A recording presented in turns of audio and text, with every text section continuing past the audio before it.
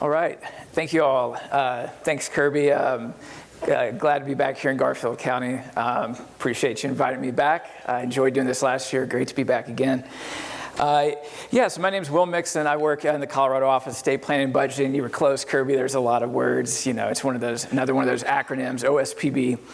I'm a revenue manager, principal economist in the office, and so our team, we work on the quarterly economic and revenue forecasts. We submit that to present that to the legislature on a quarterly basis.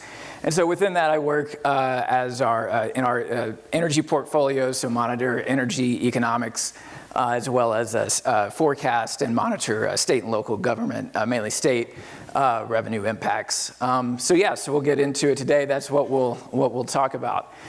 So basically what we'll walk through global and U.S. Oil and gas market performance and outlook. We'll walk through the Colorado side as well, the short to medium term expectations. We'll talk about state severance tax revenue, federal mineral lease revenue, other state revenue sources as well from oil and gas production.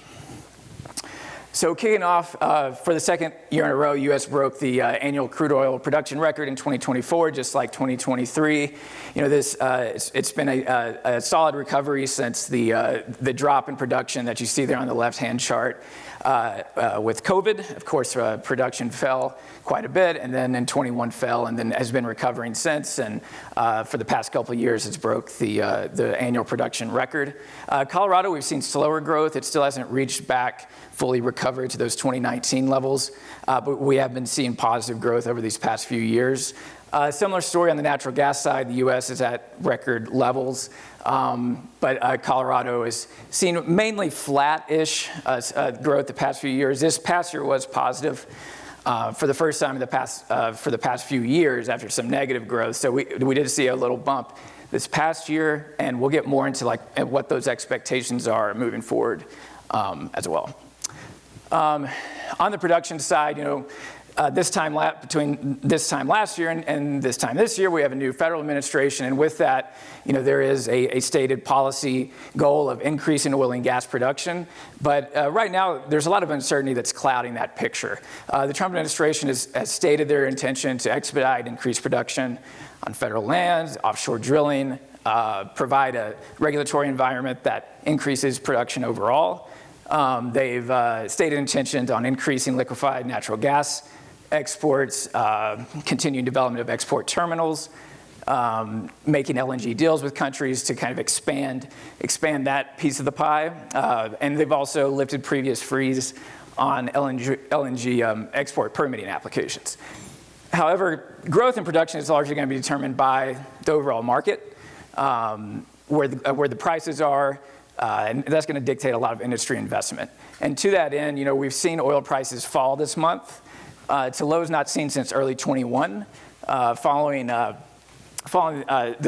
tariff announcements, enacting some of those tariffs. It's led to a lot of widespread economic uncertainty, fears of recession or at least slow growth. And so that's kind of dropped prices. And we've also seen OPEC announce increased production expectations. So the combination of both the tariff side, kind of possible weaker demand, and then those increased supply expectations from OPEC has kind of put the price trajectory on an uncertain path, possibly lower than expected. To that end, here's an oil price chart over the past few years, and you know, oil prices were pretty steady over the past couple of years, $77, $76 a barrel, right within $1 of each other. And in the first quarter this year, about $72. But in the early part of this month, futures fell to about the mid-50s after those announcements, the tariff announcements, the OPEC announcements. And so prices have dropped a little bit. That chart only goes to about the end of March, so it doesn't show that fall. But that's going to be the question going forward, and I'll talk a little bit more about those expectations momentarily. So turning back to production, and this compares Colorado to other states in the U.S. Colorado ranks fourth. It's about 4.1% of overall production in the country. Texas, of course, leads the way at nearly half of production. New Mexico at about 18%, North Dakota at 10%. in 24, Colorado did see about 3% year-over-year growth in oil production, so saw some positivity there, and remains fourth. It was fourth last year also. And so, the U.S. has broke the oil production record the past couple years. Where does that growth come from? So this chart kind of shows this. Basically, 2019 is every state starts at 100, and then it shows how much they've grown since. And so New Mexico has really led the way. New Mexico production has more than doubled since 2019. So a lot of growth there in the Permian. Texas has also seen some growth of about 11.5%. All told, New Mexico's added about a little over 400 million barrels. Texas added about 340 million barrels since 2019. And then Colorado is at about roughly 90% of 2019 production levels. And then you see there North Dakota and Oklahoma on the chart as well. They're at a little lower levels than that, than Colorado as well. And it's kind of an interesting kind of piece here is that of the top 10 oil-producing states, only 3 actually have higher production now than they did in 2019. That's Texas and New Mexico on the chart. The other one not shown is Wyoming. They have a little bit higher production than in 2019. The other top 10, the other 7 do not. And then if you look at all producing states, only 7 of the 33 producing states have seen increases since 2019, or about 20%. So it's really been a kind of a Texas, New Mexico, a Permian kind of story of a lot of growth and not seeing as much production growth in other states. Turning to natural gas prices. So in 2024, natural gas prices were pretty weak, $2.19 per million BTU. That compared to that average price, that orange line there of $3.13. And so they were pretty low over the course of last year. The cold winter weather of this past winter in 24-25 led to a drawdown of a lot of the surplus that was in the system, and so we've seen that lead to some price increases, and now it's ticked above average. Over the course of 22, of course, we saw the big price spike after the Russian invasion of Ukraine, and saw prices really jump. And production began to ramp up as well in response. And then we saw very mild winters in 2023 and 24, both here and in Europe. And that led to less demand. And so kind of supplies really built up. And so that's why we saw some lower prices over the past couple of years, but have seen a jump since. And there's more optimism on the natural gas side that I'll get into here in just a second. On the natural gas side, so Colorado ranked 9th in 2024. That's annual production over the course of the year. Saw a slightly positive growth in the year. So about 4% of production overall, U.S. production in Colorado, similar to oil, about 4% as well. Texas does lead the way here as well at about 28%. However, it's a little bit more spread out across the U.S. Pennsylvania is second at 16%, and then New Mexico, Louisiana, Alaska, West Virginia, all about 8%. So a little bit more spread out around compared to oil. So now looking at the county level here in the state, this is oil production in 2024. Weld County, of course, the hot spot at over 80% of production, 81.4%. And then Adams and Arapahoe seeing 6 to 7% of overall statewide production. And then Rio Blanco as well at about in the 1 to 2% range. And then looking at natural gas, it's again a similar story of it being a little bit more spread out. You see oil, then you see natural gas. A lot more color on the western part of the state, Garfield County, where we are here in the 9 to 16% range, along with the southwest corner of the state. Of course, Weld does still lead the way here, but it's a little less than half of statewide production versus oil at over 80%.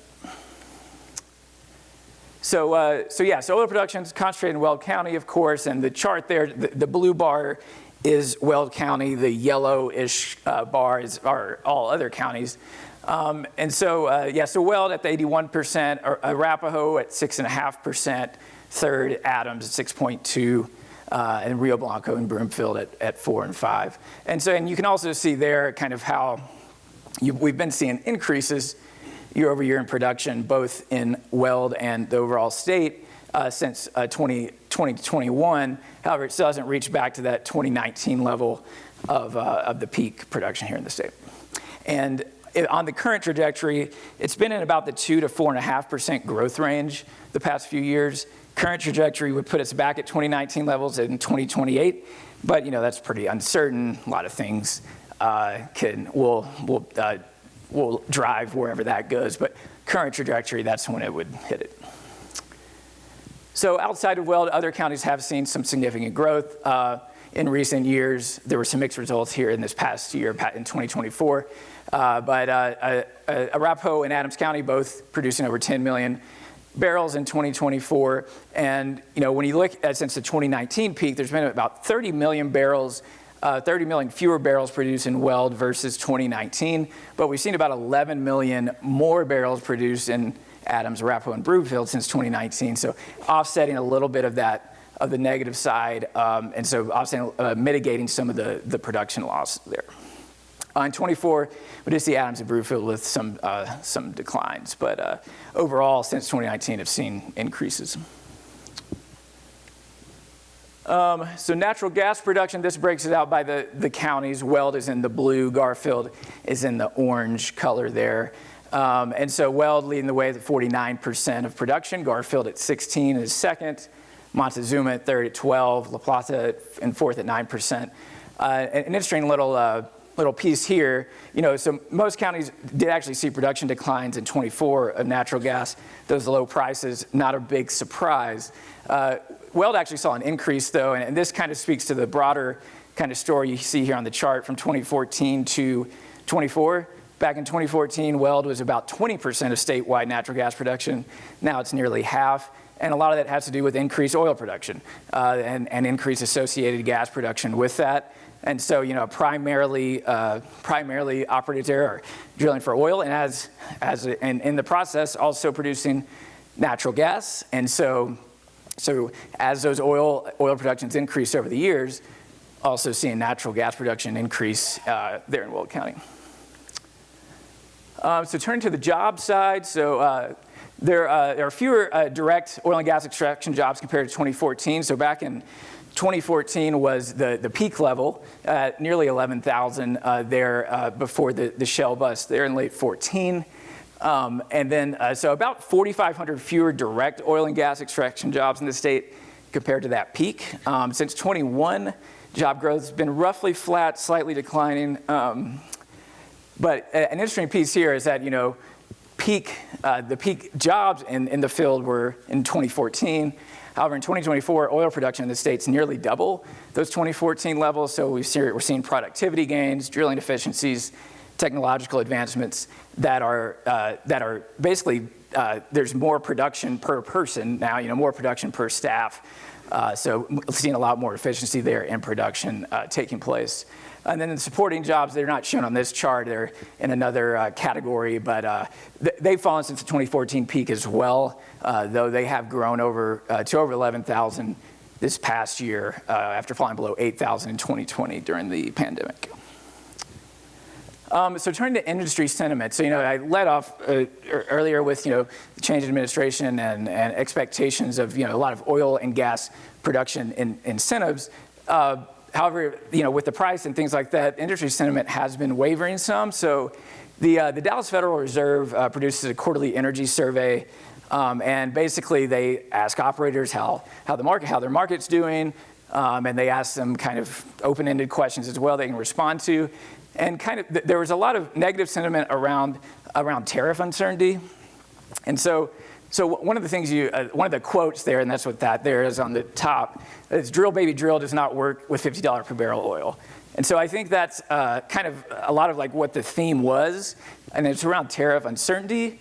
Oil and gas imports are largely exempted from tariffs, but they will directly impact input costs for steel. And then the broad-based tariffs will have a negative impact on the global economy. And so that can weaken demand and lower the price of oil because there's less demand out there. And there are some other quotes there from operators and firms.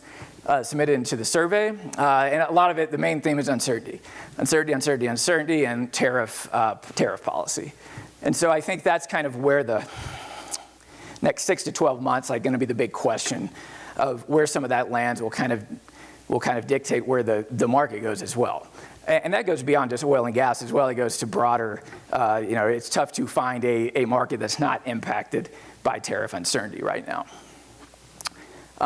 Despite that uncertain outlook, there was still positive business activity in the first quarter, positive production in the first quarter. So, we'll see how that plays out. Firms did express more optimism on the natural gas side, on natural gas production than oil production. So I think that's an important piece, and we'll get a little bit into that right here. And so this is Energy Information Administration's forecast for price and production. So, in that first quarter, about a little over $70 a barrel. Then that's an actual number. But over the course of this next of the year, prices are now expected to go into the low 60s over the course of next year and in the mid to high 50s. And that's where things become less profitable to drill, less profitable to really increase production. On the natural gas side, which is the Henry Hub row, it's a different story. I talked about the average price being about $3.13 over the past 10 years. It's expected to be over that over the next couple of years, in the $4 range up to the mid to high 4s. And so that could have the opposite effect of having a more positive impulse to production on the natural gas side. And to that, so that's what the last table there, the bottom table shows. Crude oil production is still expected to increase in 25, flatter in 26, that's US overall. And then natural gas expected to see increases as well over the course of the next couple years. So for Colorado, it's uncertain trajectory for this year on Colorado oil production. We do expect marginal year-over-year production growth. Over the last 6 months of this past year, we saw about 2.7%. But we did see a good positive month in this first month, January, was 7.3% year-over-year compared to last, so a good start to the year for potentially positive annual growth. On the natural gas side, so it was flat to positive in 24 after 3 consecutive years of declines. Expect to be relatively positive to flat again. Even with the higher natural gas prices, we expect that the pure natural gas plays will likely see increased overall production. That's because prices are higher, it's more profitable to produce, to increase production. But we might see some weakness on the oil side, that associated gas production, since the oil market's looking a little bit more bearish than natural gas. And we did see a slight positive growth in the first month of January, 0.4% over last year. So the break-evens there at the bottom, that's from the Kansas City the Kansas City Federal Reserve and their energy survey they do. They have the oil profitable price at $62 a barrel and Henry Hub natural gas at $3.69. And so, I was looking this morning, I think we're right at $62 on WTI and West Texas Intermediate. And so kind of right at that price. But that forecast would say that we'll be going below that price. And so that's where there is a little bit more bearish possibilities on the production side. So let's turn to revenue now. So that kind of gets to the economics. Let's talk how this impacts the revenue. So for severance tax, so this is mainly all about the production of oil and gas. It also includes coal, metals, but about 96% of all severance tax revenue comes from oil and gas. It is a graduated tax rate, but the vast majority of the tax revenue comes from larger taxpayers in that 5% bracket. So it's basically effectively 5%. One part of the structure that's a little bit more complex is ad valorem credits, but I'll get into that in just a minute. So let's look at severance tax. So record highs in fiscal 22, fiscal 23, $375 million back in fiscal 23. We saw it come back to closer to average this past year, fiscal 24, about $218 million. And then the orange bar there is the current year. And we have a very low expectation of about $32 million. So what is causing that drop off? Where price and production has been stable. Obviously, it shouldn't lead to something like that. It's not the market side, but we've been seeing very elevated refunds. So basically, year-to-date revenue is negative in severance tax. It is expected to end the year positive, and you might ask, well, how's revenue negative? Basically, more refunds have gone out than revenue has come in, tax revenue has come in, but we do expect it to correct by the end of year and be positive. I'll get into why in the next, but we do expect to return to near average levels over the next couple years. Of course, where the prices go will be a pretty big driver of that.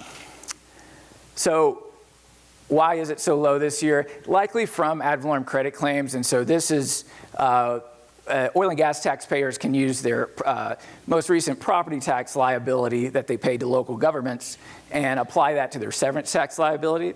So basically, generally speaking, if they paid $100 in property taxes in this past year, they could apply $75 of that to their severance tax liability to reduce it. So the ad valorem credit is 75% of their property tax liability. These claims generally lag from 1 to 2 years, so it makes it difficult to know when they'll come through.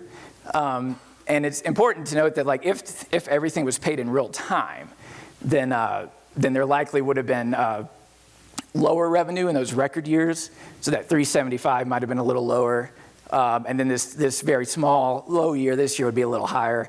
So some of that is the timing of it all too that makes it very yo-yo effect to the revenue source. And this kind of shows how. So this is the assessed value of oil and gas that property taxes are paid on. And so we saw that the record year in tax year 23 at $24 billion. And so where oil and gas is prevalent, this provides the property tax revenue to school districts, city, county governments, special districts, junior colleges. But those record high property tax payments made by oil and gas taxpayers in 24, based upon the tax year 23 assessments, led to these large state severance tax ad valorem credit claims that we've been seeing in these past few months. So that's kind of how that's flowing through and causing the lower revenue this year after those record high years a couple years ago. And here's the distribution. I think the main takeaways here is that this current year is a very low distribution, fiscal 24, 25. $9 million, a little over $9 million. That's lower than that $32 million number you saw earlier. That's because of, it's not including the interest that's accrued in these funds. So it's really just a $9 million distribution, so pretty low. But of course, a couple years ago, it was very high, the $176 million between Department of Local Affairs, Department of Natural Resources. And we are expecting it to tick back up to about an overall $180 million distribution in fiscal 26. Federal mineral lease, and so this is derived from royalties and rentals that are done on federal lands, produced on federal lands. And so the federal government collects this, and about half of it comes back to the state. And so similar to severance, oil and gas markets play a large role. The energy makeup is a little different. In a typical year, about 50% of revenue comes from natural gas, 25% from oil, and 25% from coal and carbon dioxide. And the revenue structure is more straightforward with this stream, given that it doesn't have ad valorem credit as well. So 50% of the revenue is allocated to K-12 schools, 40% to DOLA for grants and distribution, and 10% to the Colorado Water Conservation Board. I'll just note here, so the fiscal 25 numbers, DOLA, this does make up a little bit for the severance side. It's expected at about a combined $33 million to DOLA in the current year. State land board revenue is another big revenue piece. So this is from state lands, oil and gas produced on state lands. And so about 2/3 of all state land board revenue do come from oil and gas royalties and rentals. Half of that goes to construction for K-12 schools, capital construction. And basically the other half goes to the public school permanent fund, where interest also funds K-12 schools. The past couple of years, we've seen $280–300 million in state land board revenues, pretty solid, elevated levels there. And then finally, there's a new state revenue source coming online July 1st, oil and gas production fees. This comes from SB 24-230 from this past legislative session. So it's based upon it's a per barrel fee or a per 1,000 cubic feet natural gas fee. It's a sliding scale based on the price. So as the price goes up, the fee goes up as well. And that will be used for the Clean Transit Enterprise in Colorado Parks and Wildlife. So that's for transit service, passenger rail projects, as well on the CPW side to fund wildlife and land remediation services. Estimated fully implemented in fiscal 26-27, estimates $175 million in annual revenue. Main takeaways, uncertainty is the overarching theme here. I think both on the economic side and revenue side as we move forward. We were seeing oil price weakness on those global demand fears caused by tariffs or potential tariffs as well down the road, alongside previously those unexpected increase on the OPEC side. And I don't want to let that fall underneath. Like the OPEC increased production is an important piece of this as well. The combined effects of both are why we're seeing oil prices slide a little bit.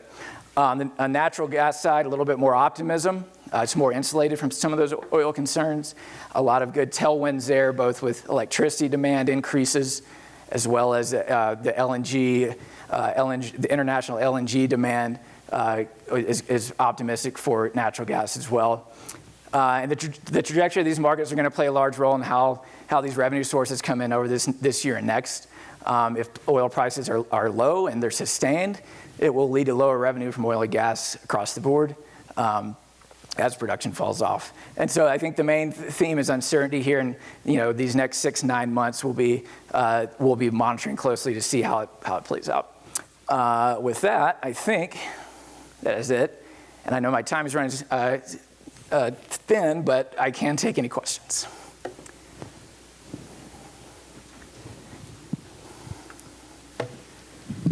I'm Tom Jankowski, Garfield County Commissioner, and since I have the platform, I'll make one statement and then I'll ask my question.